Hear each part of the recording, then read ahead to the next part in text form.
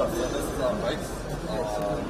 We designed it from the ground up not to change the effects and the way that the industry is in our place. So the feel of it and the way their business model works. So we had to design it from the ground up to be able to carry heavy loads. It can carry up to 220 kilos.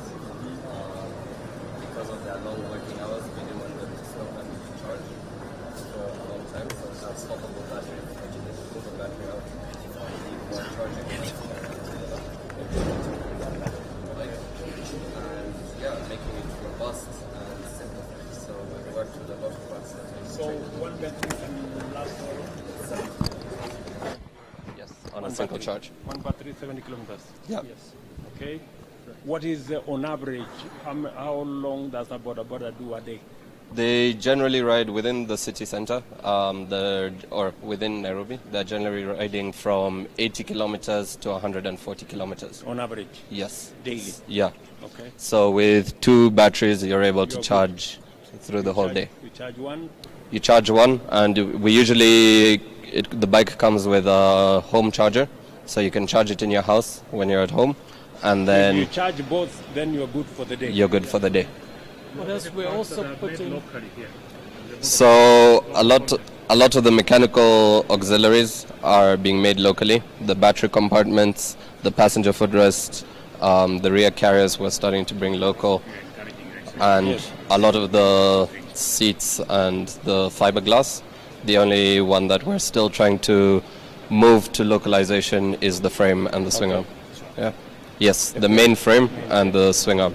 But that's the difference, Your Excellency, is we designed the bike. It's our designer IP. It's not a bike that's made in India or China that we have in Portugal. Very good. So you will explain.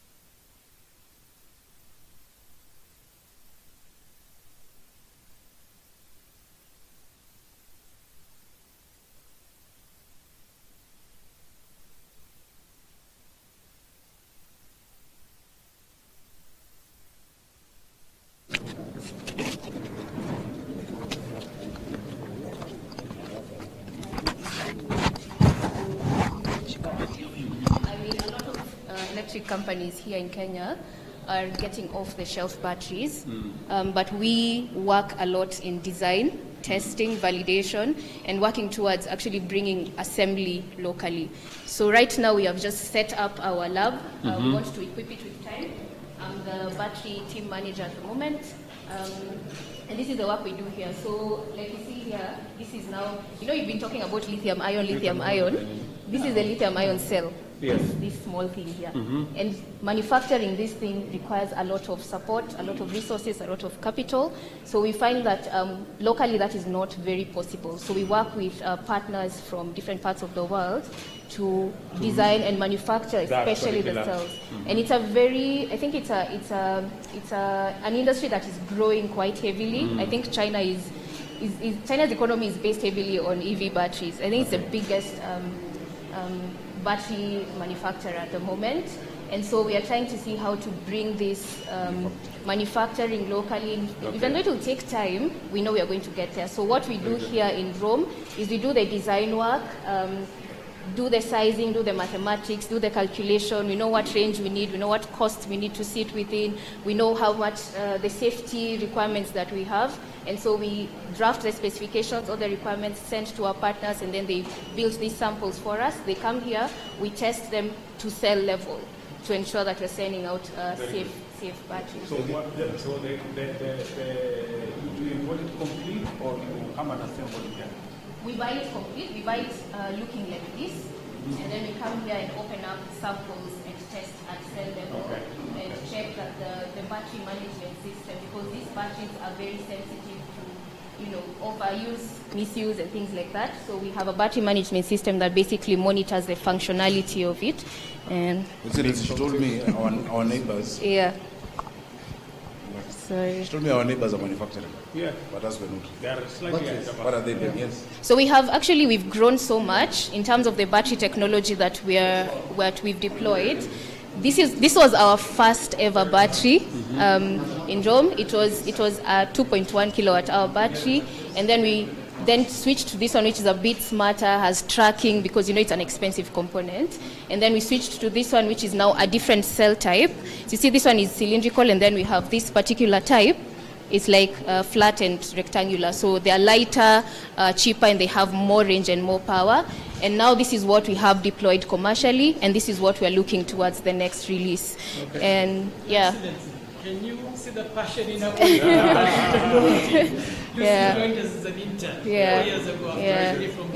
I think there's a lot of work that you have done, Mheshimiwa, in terms of sustainability and the national climate action, but a lot is still to be done on the renewable, especially on the transport sector, and the battery is the backbone of it. So a lot of work needs to be put in to make sure that we have alternative sources of fuel. And the battery is the one thing that makes electric vehicles very expensive. It's the most expensive component. And if you want border riders to be able to afford electric motorcycles, it is the reason exactly why in this year's budget, we zero rated all the components for the manufacturing. Yes. We zero rated all lithium associated minerals. Is the reason why we have a tax incentive on the charging equipment. Exactly. We've also brought down the VAT and excise on that because we realize the importance of this sector. Yeah. That is why we are making policy decisions that would support exactly what you're doing. Exactly, because we want it to not be just for the rich people. Not only rich people should be able to afford electric vehicles. There's so many benefits to these vehicles, both on the environmental. There's so many children who die every day because of pollution. So we want our passion to be able to be realized, and one way is to work towards lowering the cost of these batteries. So we're on the right track. I didn't get your name. My name is Lucy. Lucy. Lucy Manjala. Okay.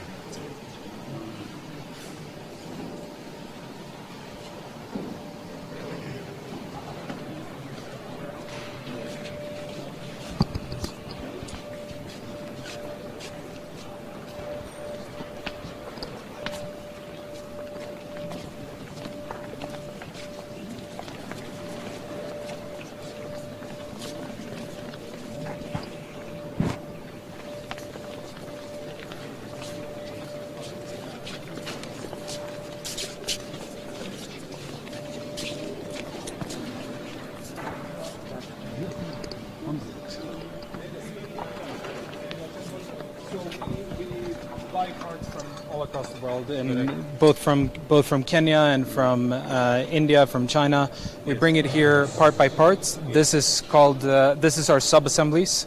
So we take pieces like the sprockets, we mount them to the swing arm, take the suspension. This is designed by us. This is designed by us. This is just off-the-shelf parts, and then we assemble it step by step. So you designed this. Yeah, we have designed that. Very good. And then you get somebody to manufacture. Exactly. So right now this is manufactured in India. We hope to bring it here eventually. We're working with the local suppliers. To get the tax incentives, they have to bring it like this. If they bring it as simple, then they pay higher tax. Because then they are taking away jobs from these good people. Yeah. I think that we're... Yes, let's move over here. Habari yako? Umejua sasa kufunga hii? Ulijifunza wapi? Yes, please. Yes.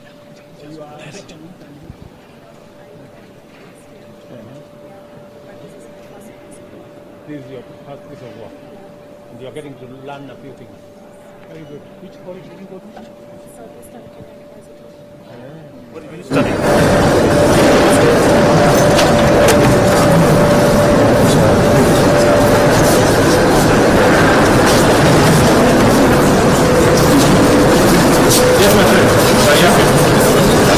Yes. Everything starts here with the frame. So this is our own design. Everything here has been designed, built by Kenyan engineers, specifically for the sub-Saharan market and for it to be able to survive our various environments. So this is fully designed by us. And yes. No. At the moment we have outside partners that we are using, and then we send it out, so that it comes back here. So as we move to the production line, I was working in Toyota Kenya. Yes. Then when this electrical bike comes, then I was observed here. Yes. Okay. Yeah. So you're working with this good man. Yeah. Very good. Good luck, guys. So as we move, now we start adding our electronics. So the battery is the heart of the bike, and this is more of the brains of the bike that we add in here. Okay. So this is our electronics, our discrete design systems. This is the electronics that respond to all the other gadgets. That exactly. So it takes in the input of the driver, whether stepping on the brake, accelerator, all of that, puts that all over together, takes power now from the battery and delivers it to the motor for I thought we could manufacture this locally. That's the harness, is that? No. The harness we do produce locally. Yeah. All the other, it is a requirement. In our regulations, that you buy this locally. That must be bought locally. We produce the harnesses locally.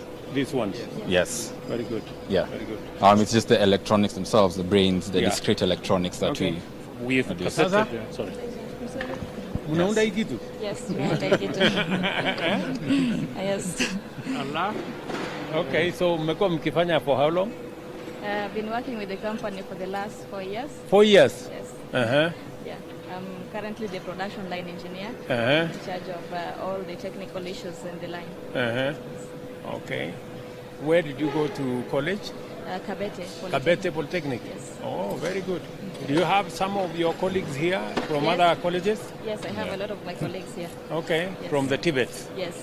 Ah, very good. Pongezi. Good luck. Thank you. Awesome. Very good. Excellence, there are 14 parts that we have presented that must be bought from Kenya. When they bring the knockdown. 14 different parts. Yes, they cannot bring that as part of the knockdown. So that's gazetted, and all the assemblers go by those rules. When did we gazette that? That's 2019. Okay, very good. So this is where we start. Here we start adding the wheels. So the rear wheels come in. A few other components are added in here, but now it starts getting the life of its own, right? And then as we go down, we now add in the front forks. So the front forks are what hold now it's on its own 2 feet now, right? Now it's standing by itself. How are you? I'm good. Very good. Yeah. Welcome. You guys are sorting this thing out. Yes. Okay. She's the team lead for the production line. Yeah. Yes. Okay, very good, very good, very good. So at this point, you are aware that we have 14 parts that must be manufactured locally. Yes. You are aware of that? Yes. How do you make sure that that's the case? We work closely with the warehouse guys. Yes. So that is where we confirm that the parts are locally made. Yeah. And we have our manufacturing guys. You think we should increase the locally manufactured components? Yes. Yeah. So the plan we now have is because we want to promote local manufacturing of the things that our, young people like you and the others from Tibet can manufacture in other facilities, even if it's not here. Yes. Yeah, we should. So we are now saying from 14 different items, we want to go to 30 different items. Yes. So that they are manufactured locally, so that progressively, in a short while, we should be able to manufacture the whole thing. For sure. Yeah. Yeah, Yes. sure. It's also part I think of that's a good idea. What do you think? It's a very good one.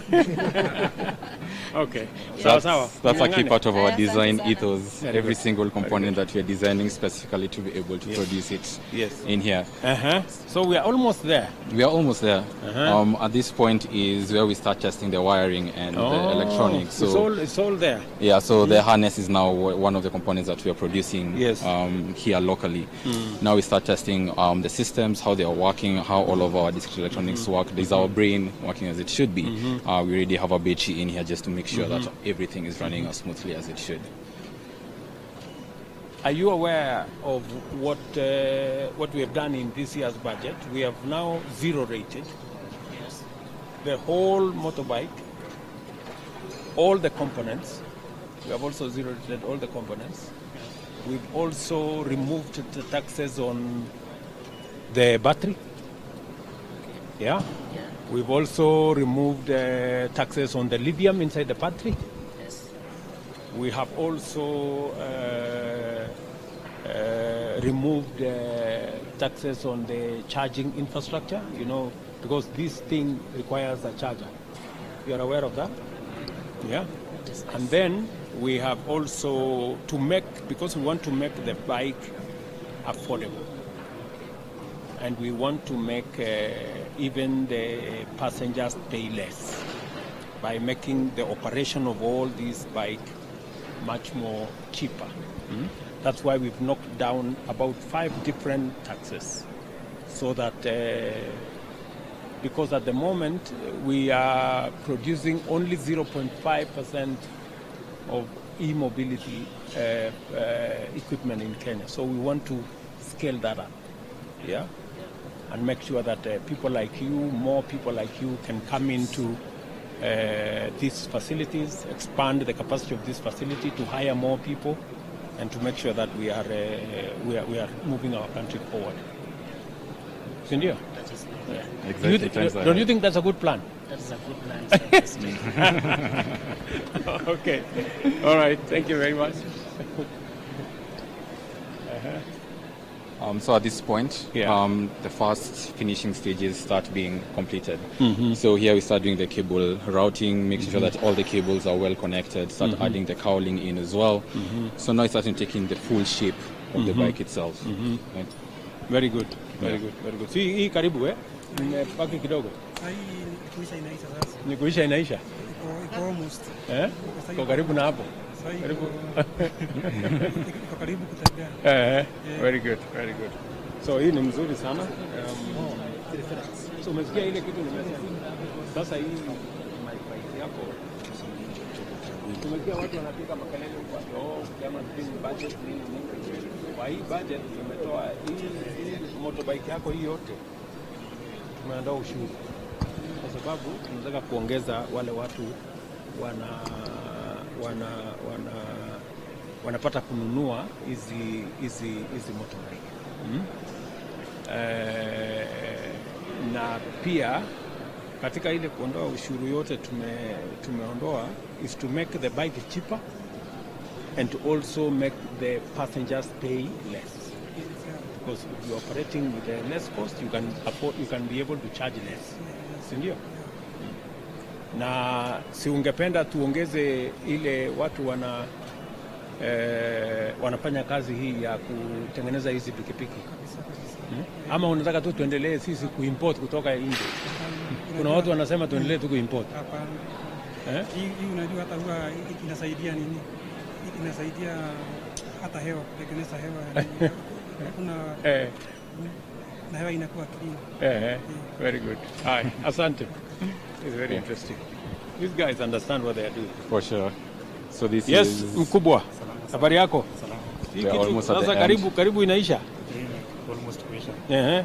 Sasa kawaida hii ni ya petroli. Yes. Lakini sasa hii imekuwa kama frame shape. Alafu pia unaweza weka vitu zako personal. Unaweza kuweka simu nini hapo ndani. Chupa kama maji. Kwa maji na soda. Okay. Okay, sawa. Hiyo mzuri. Asante sana. Thank you very much. And now we go to the final stage. So here it's more like making sure kila kitu mingiana vizuri. Habari zenu? Kazi za bora. Hii kitu iko tayari sasa Sasa ina roll. Karibu inatembea. Bado roll iko pale. Roll iko huko. Hapa ndio inawekwa battery. Unaweza kuweka betri mbili. Ukiwa na betri mbili you can do 100 and I'm told one battery can do how many kilometers? About 70, 80? Yes, almost 80 hapo. 80, 90. Yeah. So if you have 2 batteries the whole day unaweza kusukuma wera mpaka jioni. Sindio? And then the charging takes like how many? 2 hours? 3 hours? Yeah, so if you charge from our room hubs, 3 hours. If you charge from at home, that's 5 to 6 hours. Very good. Pongezi. Msukume kabisa. and now we go to one that has been fully completed. Oh, this is now ready. Now this is our fully finished product. Everything has been quality checked, quality controlled, and now this is ready for a customer to pick it up and go. Okay. Yes. Iko na battery tayari? Iko na battery hapa tayari. It's on. The lights are really well. We even introduced very bright lights. Those border people experiencing difficulties. Oh, yeah. Very bright. Very bright. So full visibility, full accessibility. Unaweza charge nyumbani, unaweza beba charger yako hapa ndani. If you need to. Na ile mnangojea customer unaweza kuweka kwa moto hapo. Customer akisema unajua they spend a lot of time hapo kwa stage wakingoja. So hiyo masaa yenye wanangoja ni very good time to charge the battery. Yes. Very good. So we are good. So unaweza kupiga start hii. It's right now as we speak. It's on. Oh, it's on. As is, it's live. Just for a quick demo, I can just shift it to park, and Governor, turn the throttle a little bit. Mguu itaanza kutembea. Oh yeah.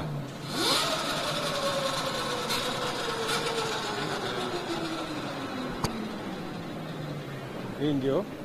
That's the front brake, and that's the rear brake unakanyaga pale hapo. Iko na horn. Just yes, it has a horn. Kandia kidogo. Oh.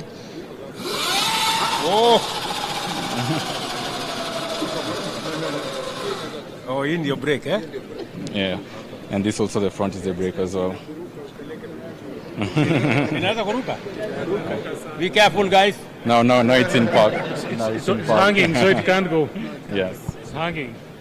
So as you can see, it's very comfortable, very easy to use. This one, and I'm the battery. Oh, and then you can monitor the battery from there. Yeah. So you can tell the range you still have. Oh, okay. Bike kama umekwama. Very good. Naweza panguka chini.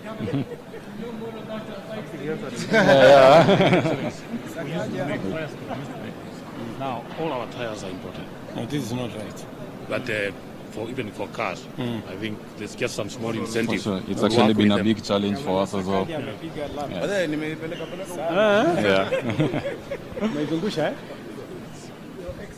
Yes. Some of our customers there. Exactly.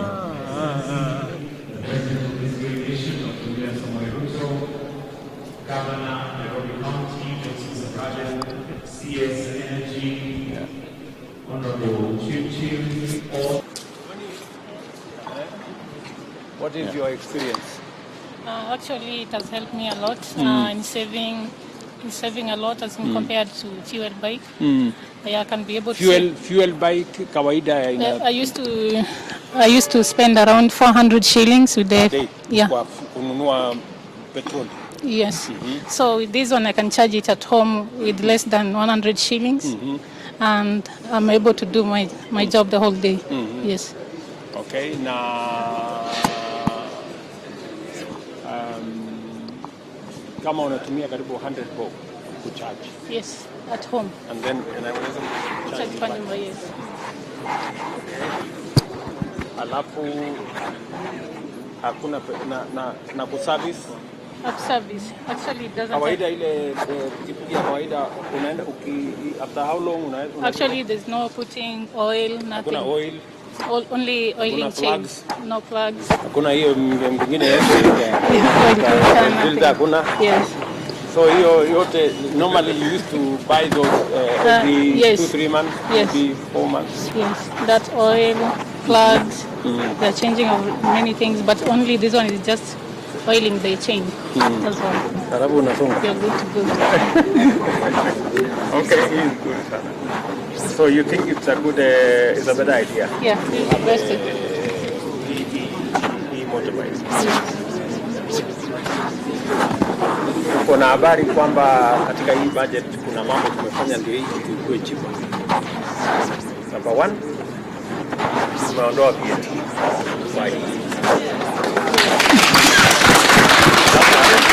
Hii motorbike itakuja chini by 18%.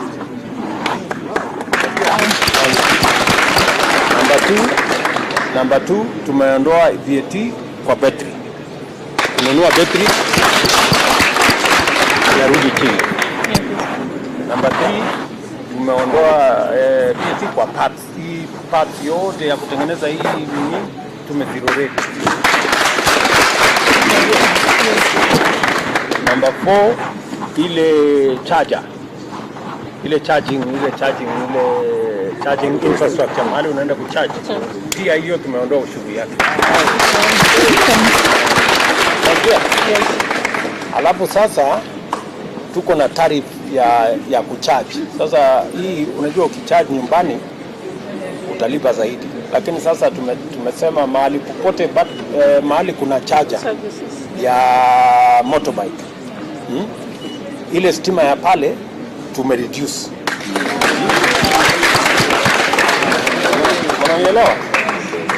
So that badala ya kutumia shilingi 100 unaweza kutumia shilingi 60.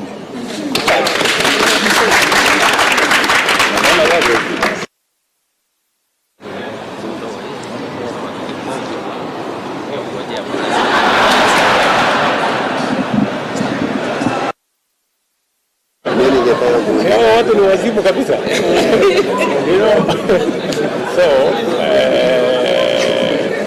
So tunataka alafu kupunguza gharama ya hii itamaanisha wale watu wanaajiriwa hapa wataongezeka, kwa sababu saa hizi how many motorbikes are we producing in Kenya now? Less than 1,000. We have only done 1,000 out of by 10% of the GDP on an annual basis. This is a unique opportunity for us, given more than 90% of our electricity, of our energy is already green energy. This is a unique opportunity for our country to take the lead in global climate transition in the mobility sector. Doing this and using this not only increases livelihoods of our customers, of our consumers, but there's a significant multiplier effect to industry, to creating jobs in this country. Your Excellency, the Rome Air is made right here in Kenya behind me. From our software solutions to our product design team, from our charging infrastructure to our electric boarders and buses, we strive to bring as much of the value chain as we can to Kenya. We choose to do this because it brings the most relevant product for this market, for our consumers, at the lowest cost, whilst creating jobs in our economy. Our goal at Rome is to make our vehicles efficient and affordable, and to deploy our technology and charging solutions to accelerate the uptake of e-mobility across Kenya and indeed Africa. In doing so, we want to make sure that our end users, the border entrepreneurs, the commercial micro-entrepreneurs, save more money and take home more income. Every Rome Air motorcycle is sold with a battery, with an at-home charger that makes charging an affordable solution for our consumers, and safety is equally important to us. So with a helmet and a high visibility vest that you can see there. Your Excellency, we truly appreciate the efforts and your assistance that your government has made for the e-mobility sector. The VAT exemption goes straight to the bottom line, goes straight to our end consumers. That's a 16% reduction in the cost of purchase of a new vehicle. The concessions you've made on import duties, on taxes, on excise duties, also helps us reduce the cost of our manufacturing of the motorcycle. Specifically, the electricity tariffs have come down, as we were discussing earlier today, to 8 shillings off peak, 16 shillings peak. Makes a big difference to charging the motorcycle. 150 shillings versus 500 or 600 shillings in petrol is a massive saving to the end consumer. Thank you, Your Excellency. At this facility, we can produce more than 50,000 motorcycles per year. We're ramping up our production and delivery schedules as time goes by. At the end of this year, we would like to have thousands of bikes on the road to our end consumers, saving them between 20 to 25% every single day. We want to support our customers as well by installing public charging infrastructure. So we've got 3 public charging points at the moment, and we want to roll more of these out as we deploy more motorcycles into the market, making it easy for our consumers to charge at home or at our public charging infrastructure, or indeed anywhere they can charge a mobile phone. We aim to start in Kenya, and there's no reason why from Kenya we can't export our motorcycles and vehicles to other parts of the continent. Finally, Your Excellency, distinguished guests, there's 2 stories I'd like to tell you, with your permission, to make this very real and to tell you what we at Rome get very passionate and enthused about. Your Excellency, you met Lucy Mugala at the Battery Lab. You could see her passion for batteries. Lucy joined us as an intern about 4 years ago after a degree in mechatronics from Jomo Kenyatta University of Agriculture and Technology. In 4 years, she's risen to head our battery technology team. Batteries are the second most passionate thing she's about. The first is her daughter, who's 4 years old today, Elodie.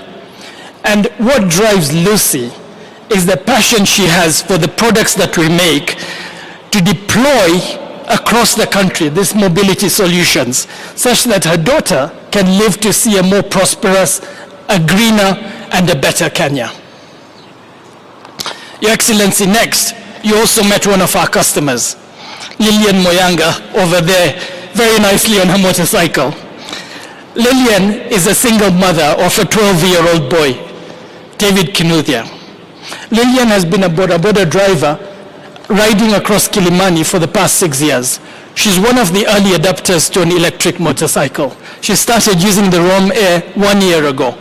On a daily basis, she saves 320 Kenya shillings every single day, which goes towards paying her daughters, paying her sons school fees at Kinyanjui Primary. Your Excellency, distinguished guests, these are the things that motivate us to do what we want to do. Right? This is what drives the passion we have for e-mobility across the region. Tumeshukuru sana, asanteni. Governor Sakaja.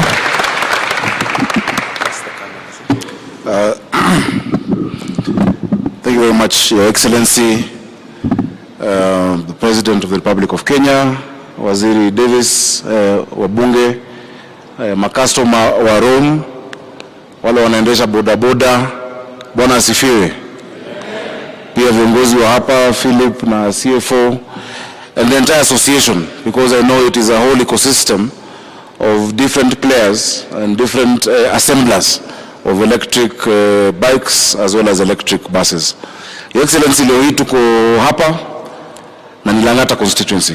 Na najua tuko na wabunge ambao niliwaita waje waone, kwa sababu wale ambao watafaidika ama wanafaidika na mambo haya ni wananchi wetu, mavijana wetu ambao wako mtaani, wale ambao wanaendesha mabodaboda ama masenke, sio ndio tunaziita wale madereva masenke, mavijana wetu mtaani, na pia wale ambao wanafanya kazi hii. So utanikubali tafadhali ni mwalike Jalas, kwa sababu pia ni hao wabunge wakiwa bungeni ndio walipitisha sheria ambayo imeruhusu bei ya hizi vitu kushuka chini. Watu wamepiga kelele nyingi ati VAT tax, 16% of this has gone down. The tax ya battery imeenda chini. The excise duty imeenda chini. So nataka Jalas, kwa niaba ya wabunge wote, kwanza tunakushukuru, tumpigeni makofi akija na utatuintroduzia, utueleza wale wabunge ambao wako hapa.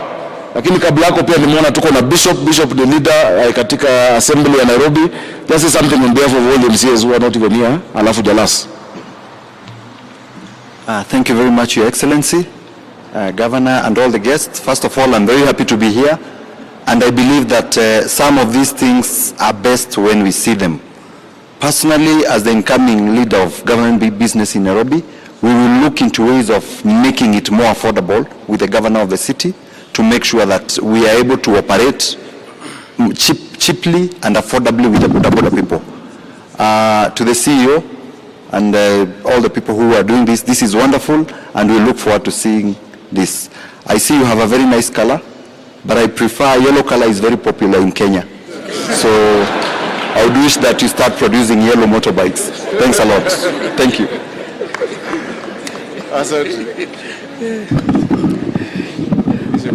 Thank you so much, Your Excellency. Karibu tena Lang'ata. This is your home. You come here most of the time because of these amazing people that work with us here in Lang'ata. Today is a big day for us, more so for the young people out here who each and every single day come out to make their daily bread out of this great company Rome.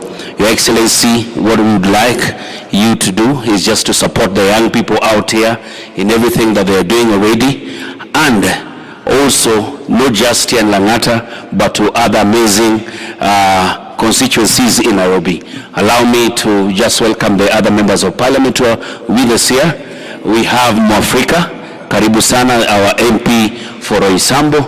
We have Gakuya, our MP for Embakasi North. We have Major Donk, there is a MP for Embakasi Central. Karibu sana. Na vile huyu mrembo ameomba, umpange, yeye anatoka hapa Lang'ata. Hiyo loan yake yenye imebaki, mimi nitaandika tu jina yake alafu wewe utalipa. Asante sana. Thank you so much.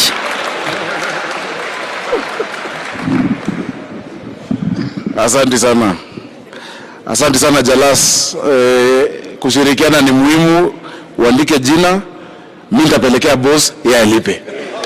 So utakuwa umesaidiwa na rais, na governor, na mbunge. Your Excellency, very quickly, just allow me to mention a few things that for us are truly remarkable. As a city of Nairobi, we are keen on being the first net zero city on the continent of Africa in terms of carbon emissions, in terms of air quality. This is the direction that we are going as a city.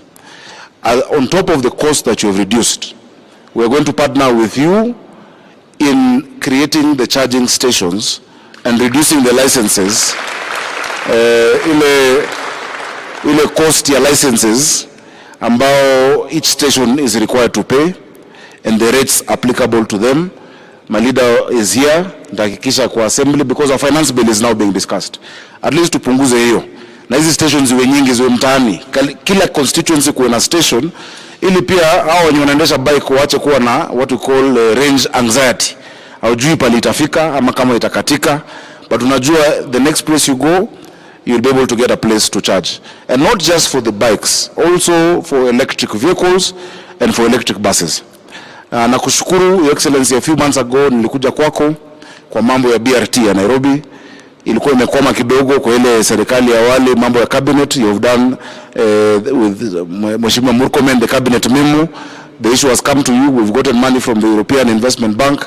Ile line ya Thika Road kuanzia Ruiru ikija Kasarani all the way to the CBD inaendelea with the Europeans. Line ya Juja Road from Dandora, I think that one will also start, because this is the direction to go to as a country. Vile unajua, you're leading climate action on the continental level. I am also the vice chair of Global C40 Cities Climate Action, nikideputize mayor wa London. Kenya lazima ikuwe number 1 kwa hiyo maneno. Kenya lazima ikuwe number 1, na tayari in renewable energy we are leading the continent. Your Excellency, ukisikia kwamba in the last 4 months this industry has employed 4,000 people. You know, that is what we had at the briefing. Yet to produce bikes chache sana, kuna potential hapa.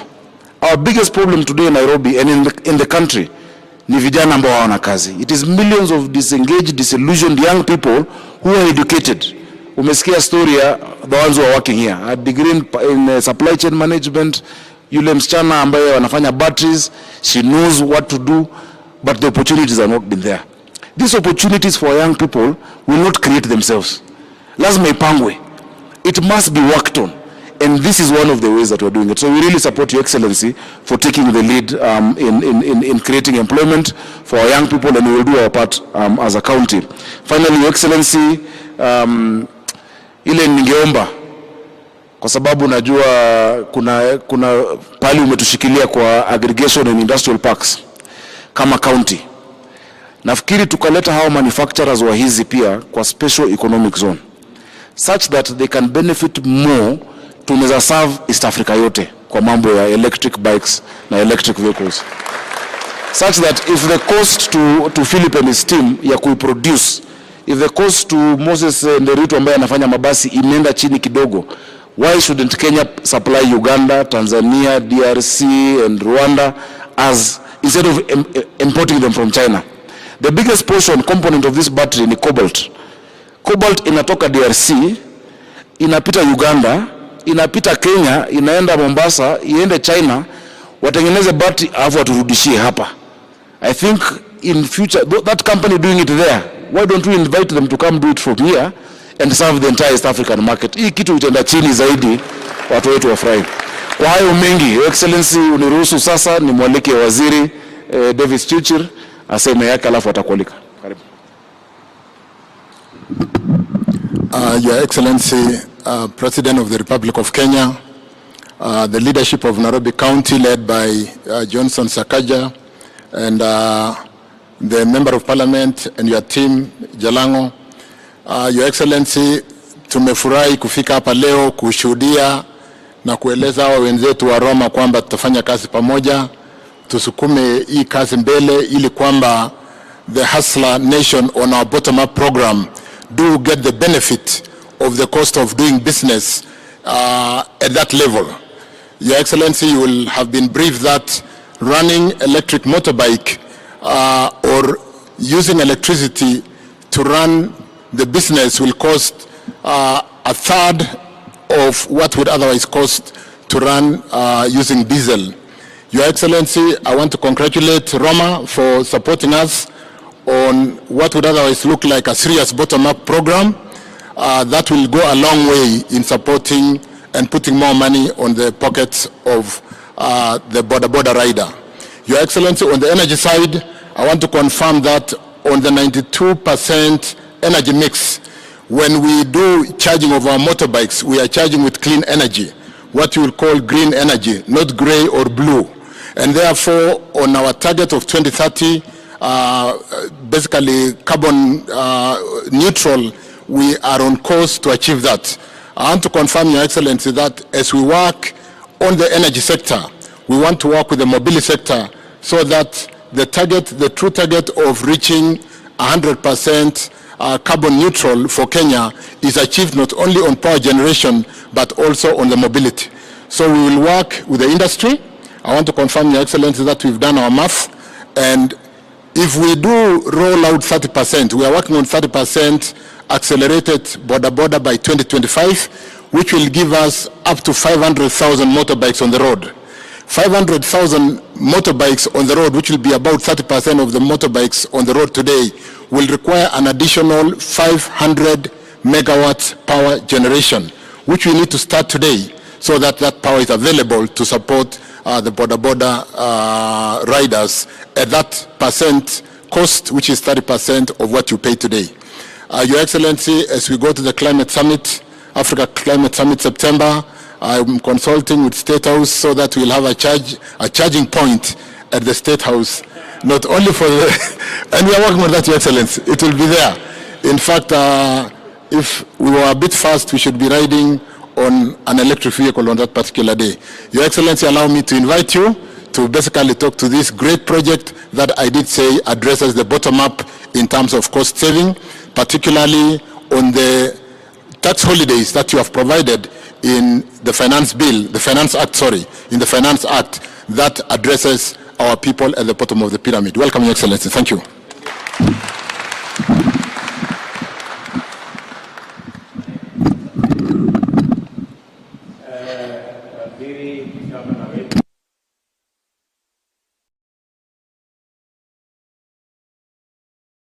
Rome na wananchi wenzangu wa mjambo.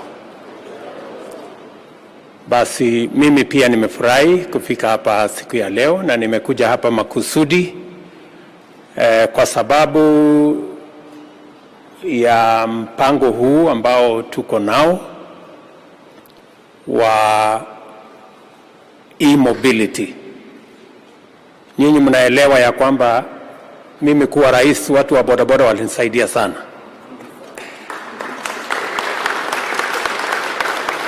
Na mimi niliwaahidi hawa watu wa bodaboda ya kwamba hii serikali tutaunda pamoja na wao.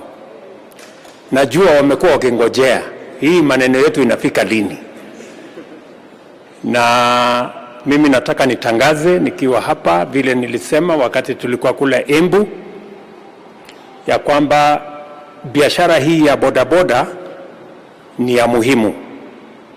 Inalisha familia nyingi katika taifa letu la Kenya. Katika makadirio ya mapato, pesa karibu shilingi bilioni 1 inapatikana kila siku kutokana na biashara ya bodaboda.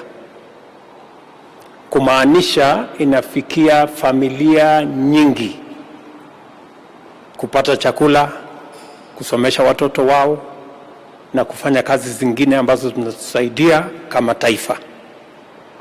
Na kwa sababu hiyo ndio tumeweka mpango maalum ya mambo ya bodaboda. Na sio bodaboda peke yake, e-mobility, magari, pikipiki, mabasi pia ambayo itakuwa inatumia stima. Na tumeweka mpango kamili kukabiliana na mambo karibu 4-5. Ya kwanza, kuhakikisha ya kwamba biashara hii ya bodaboda inafanyika katika environment ambayo inaheshimika kama biashara zile zingine zote. Nashukuru kwa mfano gavana wa Nairobi wakati alichukua usukani, kulikuwa na bodaboda karibu 3,000 zilikuwa zimefungiwa pale, akaziondoa zote, akasema kila mtu aende nyumbani na bodaboda yake. Tunataka ijulikane ya kwamba hii ni biashara kama biashara zingine. Na ndio sababu tumeweka mpango maalum katika budget yetu ili kusaidia mpango huu wa bodaboda.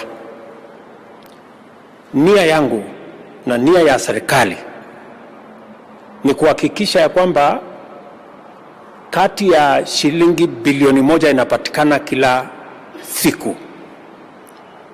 Tunataka pesa zingine ziongezeke, karibu milioni 400 kila siku iende kwa mfuko ya bodaboda.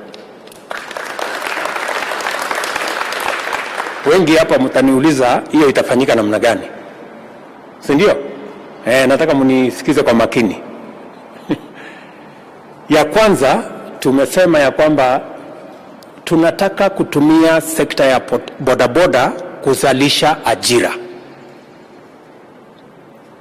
Kwa sasa hivi tuko na pikipiki ambazo zinatumia stima kama zile zinatengenezwa hapa, haifiki 2,000 Kenya. Tunataka sasa kupanua kutoka pikipiki kati ya around 2,000. Tunataka kufikia mwaka ujao, ile mpango tumeweka, tunataka tuwe na bodaboda kama hizi kufikia mapema mwaka ujao. In fact, by the end of next year tunataka tuwe na pikipiki 200,000 ambazo zitakuwa zinatumia stima. Kuna kampuni tumekubaliana na wao vile pikipiki zitapatikana zinazotumia stima 200,000 kufikia mwaka ujao. Na ndio sababu tumeondoa ushuru kama sehemu 5 ili kusaidia sekta hiyo kukua. Ya kwanza, tumesema VAT kwa bodaboda ambayo inatumia stima tutaondoa 16% VAT ile iko juu yake. Kumaanisha ile bei ya sasa itarudi chini by 16%. Ya pili, tumesema spare parts zote ambazo zitakuja kutumika kutengeneza bodaboda pia tunaondoa ushuru ya VAT. Ya tatu, kwa sababu ile kitu ya muhimu sana kwa hii pikipiki ni betri. Tumesema vile vile ile parts yote ambayo inatumika kutengeneza betri na hata betri yenyewe pia tunaondoa ushuru. Ndio ukitaka kutengeneza hiyo betri Kenya iko bei ya chini. Ndio ukiagiza kutoka nje iko bei chini. Ya ine, tuko na equipment ya charging. Tuko na charger, tuko na pale equipment ya kununua pale charging station. Mumesikia management ya hapa, mumesikia Sakaja akisema ya kwamba pale tutatengeneza charging stations ziwe nyingi, ndio unaweza kucharge pikipiki yako ama gari yako different places. Hiyo equipment yote ya charging stations pia tumeondoa ushuru.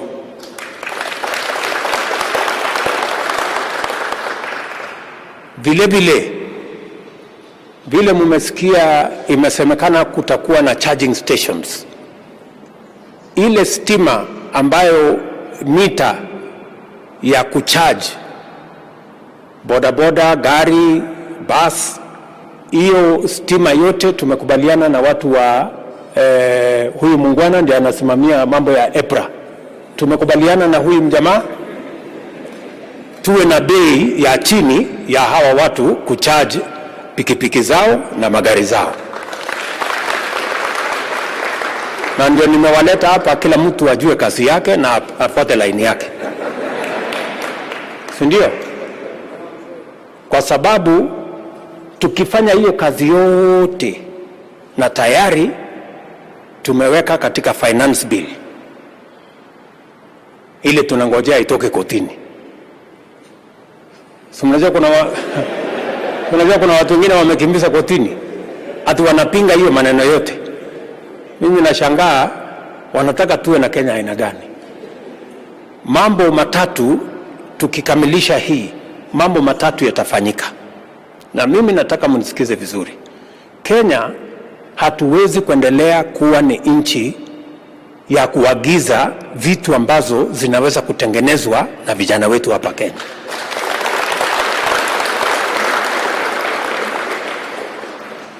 Saizi tunaagiza simiti, na simiti inaweza kutengenezwa Kenya. Tunaagiza steel, na steel tunaweza kutengeneza Kenya. Imagine tunaagiza mpaka furniture, kitanda, sijui meza, sijui kiti. Kuna watu wanaenda kutuletea kutoka sijui Ulaya, sijui kutoka China, sijui kutoka wapi. Ati tunaagiza samaki.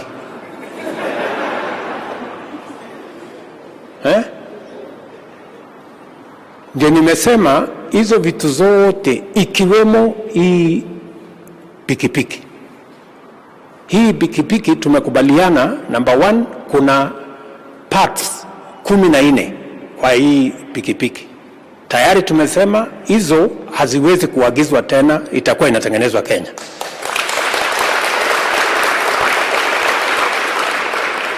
Tukisonga ikifika mwaka ujao tunataka tena kuongeza zile parts kwa hii pikipiki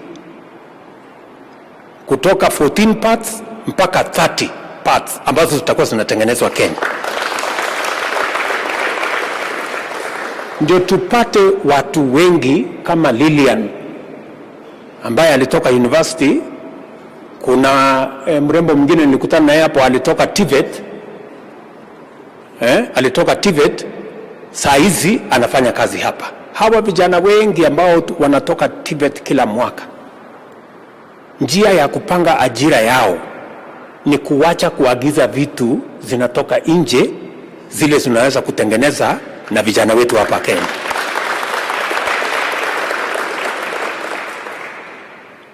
Nyinyi mnataka tuendelee kuagiza vitu ambayo tunaweza kutengeneza Kenya jameni? si ndio? Na unajua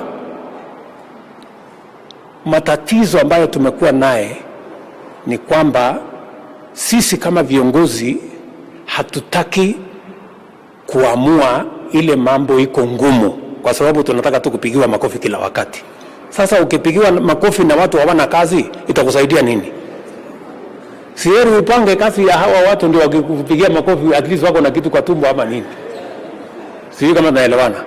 So tumekubaliana ya kwamba ajira lazima tupange Kenya, na ndio nimeweka katika mpango yetu tupate ajira from manufacturing. Manufacturing kati yao ni kumanufacture hizi parts. Ile pikipiki 1,800,000 1.8 million pikipiki ambazo tuko nayo Kenya, in the next 3 to 5 years tunataka tusibadilishe zote iwe ya kutumia stima, na tutahitaji kupitia kwa hiyo mpango peke yake tutapata ajira ya vijana zaidi ya 1,100 ambao watafanya kazi kama vile wale wanafanya kazi hapa leo in different parts ya jamhuri yetu ya Kenya.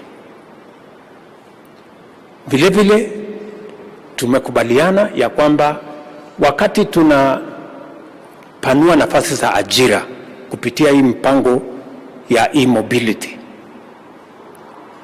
na tukibadilisha, hatutakuwa tunatumia dola zetu ambazo tumepata kwa kuuza chai, kwa kuuza kahawa. Hatutakuwa tunatumia dola zetu ati kwenda kuagiza mafuta. Sasa hii itakuwa inatumia stima ambayo tuna generate hapa Olkaria, si ndio?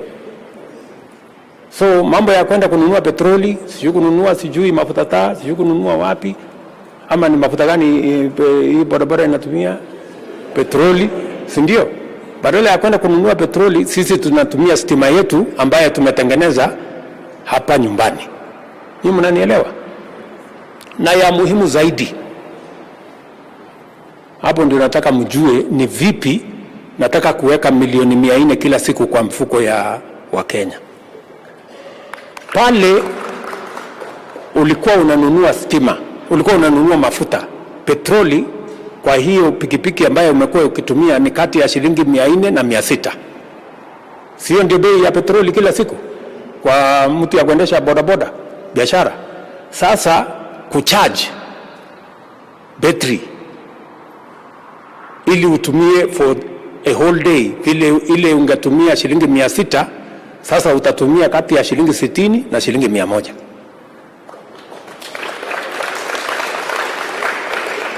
kila siku.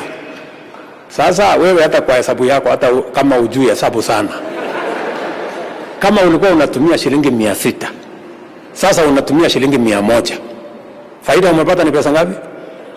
Si shilingi 500, na ni kila siku.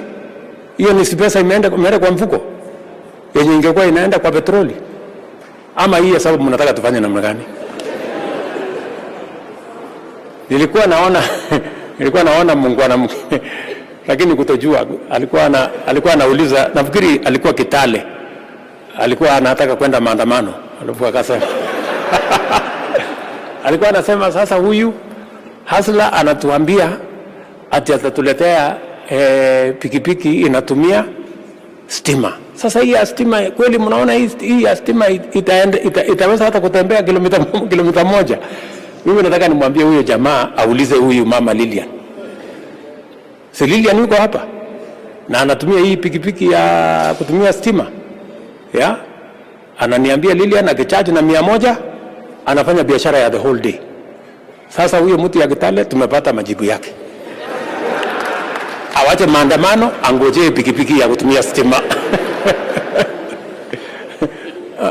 Ama namna gani? Yes. So mimi nataka tukubaliane ya kwamba this is the direction we must go.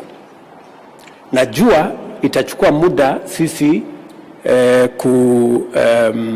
to manufacture. It may take a bit of time for us to manufacture, and that is why I really want to encourage the management of Rome, that you have our support. Before, without you talking to us, we have taken the steps that we have taken. We are ready, we are willing to discuss with you even further additional interventions that the government can do to make it easier for you to produce, to make it cheaper for us to produce. What we must sort out now, which is something we are working on, is to make sure that financing is also sorted out. Bado tuko na shida pale kwa vile ya kupata hii pikipiki na kulipa. Watu wengi wanalipa karibu mara mbili bei ya pikipiki.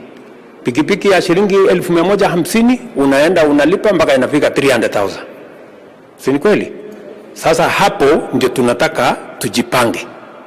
Na mimi nataka niwaambie, nimeshawaambia wizara and the PS is here wa industry, huyu anaitwa Muhwana, nishamwambia hawa jamaa wapange. Mimi nataka serikali iweze kuingilia kati ndio tupunguze gharama ya mambo ya financing ya kununua bodaboda na zile magari zingine, so that we can make it easier and better for citizens to own this equipment. Tunaelewana? Hiyo ndio mpango yetu. Na nimesema vile nilisema kule Embu, tarehe 1 mwezi wa 9 ambayo imebaki sasa karibu siku sijui ngapi, tutatangaza vizuri mpango yetu ya vile tutasaidiana na watu ya sekta ya bodaboda na hata e-mobility in general. And therefore, I am truly happy to see what is going on in this facility. And it is because we believe as a nation that with different types of intervention, especially around tax, we can make things a lot better. The reason why this sector has been having challenges is because we've been having the wrong policy interventions around tax. And that is why you have heard me internationally talk about we need to change the financial architecture that we currently have that is not supportive of enterprises that lift the majority of people out of poverty and build the capacity of more businesses to be able to drive our progress, our prosperity, our development, and our economy. There is a solid case for a relook on our global financing architecture, even as we look at our domestic financial architecture. You can see that just by intervening in a very small way, we are able to bring down the cost of our e-mobility infrastructure by between 16 and 20%, just by adjusting taxes here and there. It is the same reason why we are saying we need a tax infrastructure globally that is going to respond to climate change, financing that we are all looking at. Your management will be here. They were discussing with me about carbon trading. Because that's the next horizon of how to tap into resources that can help support industries like the e-mobility here.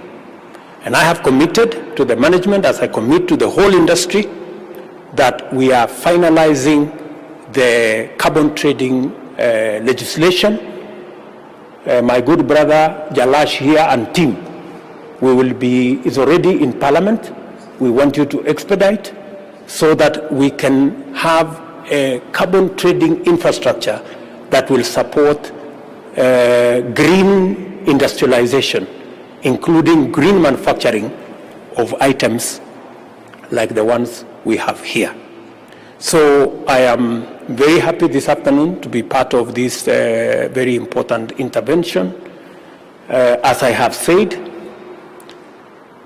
we have policy interventions in our finance bill specifically targeting e-mobility, our border people, specifically because they contribute almost R1 billion shillings to our economy every day. And the policy interventions that we have put in the finance bill, from zero rating all e-bikes, zero rating all our VAT on motor vehicle spare parts, removing taxes on charging equipment, removing our taxes on battery and lithium and the whole manufacturing of gadgets and instruments and facilities that will be used for e-mobility, and making sure that we have a dedicated tariff, energy tariff, to support the whole industry is part of the interventions we have put in the finance bill to support this sector and to inject between 400 and 500 million shillings every day in the pockets of the people in the border sector. So it is very important that we all walk together this journey. So mimi nimefurahi sana, sitaki kusema kuzidi hapo. Huyu mrembo anaitwa Lilian amesema hii pikipiki yake ako naye kwa loan. Na anasema kwa sababu sasa nimefika hii area nifanye kitu. Ndio? So vile nitafanya Lilian, huyu Jalasha amesema yeye ndio mwenye kuandika majina. Nani? Sasa bwana gavana upange na hawa waheshimiwa so that we get 10 people like Lilian, so that Lilian asikue peke yake. Kubaliane na hawa waheshimiwa tupate watu 10 kama Lilian, na boss tutakuja kuchukua check kutoka kwangu. Wewe bwana mkubwa ulisema wewe ndio mtu ya pesa. Nimeshukuru. Yeah. So utaniambia ni pesa ngapi hizo 10, nitakuandikia check. Alafu hii Lilian sasa atakaa chonjo na wenzake. Ndio. So Lilian sasa utachunga ule jamaa. Ndio. Ulisema anaitwa nani? Nevin Kinuthia. Huyo Nevin Kinuthia sasa utakuwa na pesa ya kutosha. Si ndio? So mimi nataka niseme asante sana, na watakia heri, na watakia baraka ya Mungu, na tuko pamoja na tutasukuma nchi ya Kenya mbele pamoja. Asanteni.